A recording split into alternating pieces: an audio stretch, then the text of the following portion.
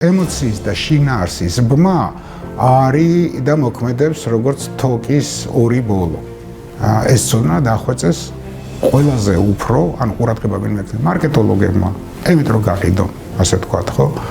მექანიკური საკითხები გადავაბარეთ რობოტებს, შემდეგ მეხსიერების საკითხი გადავაბარეთ ელექტრონულ მოწყობილობებს და ახლა მიდის აზროვნების გადაბარება ხელოვნურ ინტელექტს.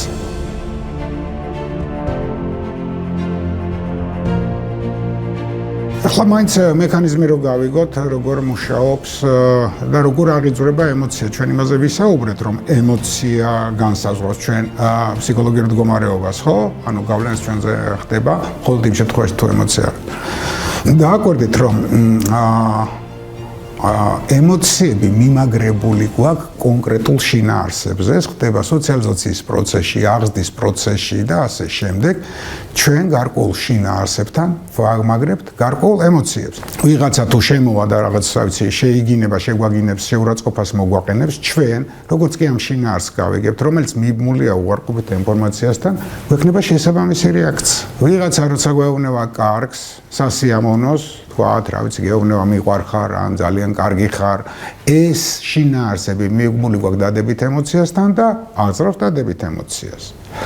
არის ზოგადად ადამიანებს, ასე ვთქვათ, ზოგადი შინაარსები, რომელიც ვიცით აპრიორში რომ მიბმული იქნება პოზიტივთან, ან მიბმული იქნება ნეგატივთან, არის პერსონალური შინაარსები, ხო? მაგალითად, ვიღაცას უხსენო რაღაც სახელი, პირობითად პეტრე და დადგეს ცუდ ხასიათზე, იმიტომ რომ კლასელი ყავდა პეტრე და სულ აწვალებდა და ამის გამო მას პეტრეს მიმართ უარყოფითი ემოცია აქვს. ან ნახეთ, ხდებათ ადამიანი, ვისაც თქვენი შვილის სახელი ქვია და თქვენ ოდნავ სითბოს გრძნობთ, თუნდაც იმიტომ რომ ამ სახელთან პოზიტიური ემოცია. ეს არის პერსონალური, ასე ვთქვათ, ესე რომ ვიმოქმედოთ ადამიანზე, მაშინ ჩვენ უნდა ვიცნობდეთ კარგად და ვიცოდეთ რა ბმები აქვს პერსონალურად გარკვეულ შინაარსებთან ამ ადამიანს. მაგრამ ზოგადი, ასე ვთქვათ, ყველასთვის ნაცნობია, ხო? ერთი მომენტი, ნახეთ რა არის საინტერესო, რომ ემოციის და შინაარსის ბმა არის და მოქმედებს როგორც თოკის ორი ბოლო. უყურეთ? შეგაგინეს და გაბრაზდით, ანუ ემოციას იბრაზის. ან პირიქით, გაბრაზდით და გინება მოგინდათ.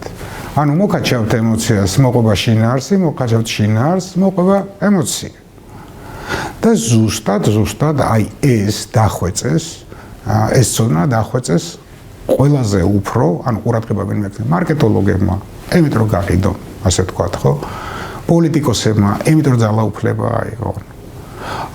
ჟურნალისტებმა, იმიტომ რომ გაატარონ გავლენის ის პოლიტიკა, ну ჟურნალისტები ცოტა ხმამაღალი ნათქვამია, ჟურნალისტებმა არა, ну ასე ვთქვათ, ვინც ძირთადად განსაზღვრავს ხოლმე როგორ და რა უნდა გაკეთდეს და აღმოჩნდა დარტყმის ქვეშ ჩვეულებრივი ადამიანები.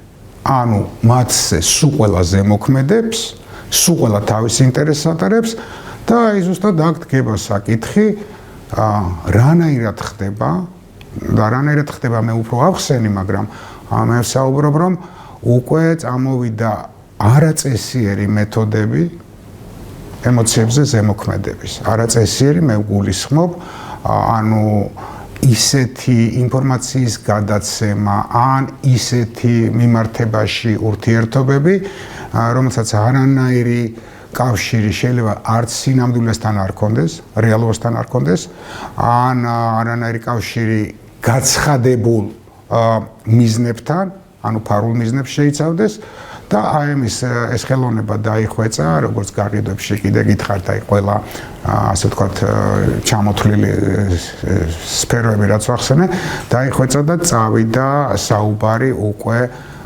манипуляციის ტექნიკაზე, რომელიც ადამიანს ან ადამიანებს აკეთებინებს იმას, რაც манипуляტორს უნდა და წავიდა მეორე მხრიდან საუბარი დაცვაზე манипуляციისგან, როგორ და რანაირად, ასე ვთქვათ, დავიცოთ თავი.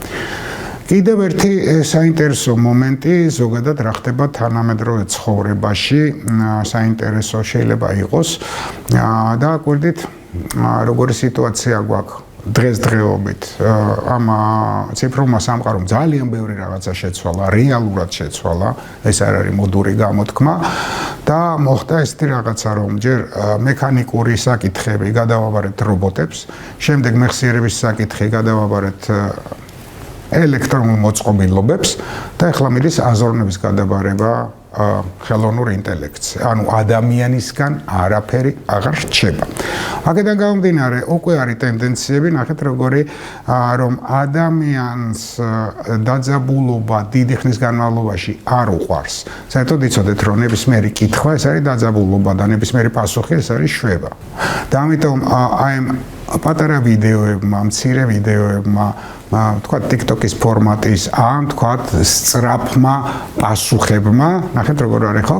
დავუშვათ კატას ხედავ და გაინტერესა რას იზავს და ჩამოხდა და დამთავრდა ვიდეო. ანუ პასუხი იქვე 2 წამში გაქვს მოცემული ჩამოხდა.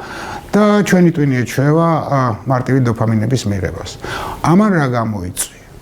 ადამიანი ნელ-ნელა კარგავს კრიტიკის უნარს. დაკვირვებული ვარ. ნახეთ ხატრულ ლიტერატურას ხალხი კითხულობს ესე პირველი ფურცელი წაიკითხა და მერე ბოლო ფურცელი წაიკითხა. მოკვდა, ან დაქორწინდნენ. მას უკვე პროცესს მიყვეს ამის ენერგია, სურვილი არ აქვს, მას არ უნდა ტვინი დატვირთოს. იგივე ვარიანტში ფილმებს უყურებენ გადახვევით. ანუ პრაქტიკულად ფილმი გახადეს საინფორმაციო საშუალება, იმის მაგერად რომ მთელი პროცესი, ასე ვთქვათ, აღიქვა ხო, განიცადო, არა, საინფორმაციო. და ეს ქმნის ზუსტად იმ ხიფათს, რომ ასეთი ადამიანები ძალიან ადვილად შეიძლება იყვნენ манипуляციის მსხვერპლი. იმიტომ რომ ლოგიკა აღარ არის, იმიტომ რომ არიციან უბრალოდ რომ კორელაცია, ასე ვთქვათ, არ არის მიზეზ-შედეგობრივი კავშირი და მხოლოდ დროში თანხმედრა, რომას ანუ ფაქტორული ანალიზი გვიჩვენებს, რომ ამიტომ საითაც გინდათ იქით მიყვარს ეს ადამიანი. ასე რომ ეს საშიშროება დარჩა და კრიტიკული აზროვნება მნიშვნელოვანია იმისთვის, რომ არ აღმოჩნდეთ მსხვერპლი.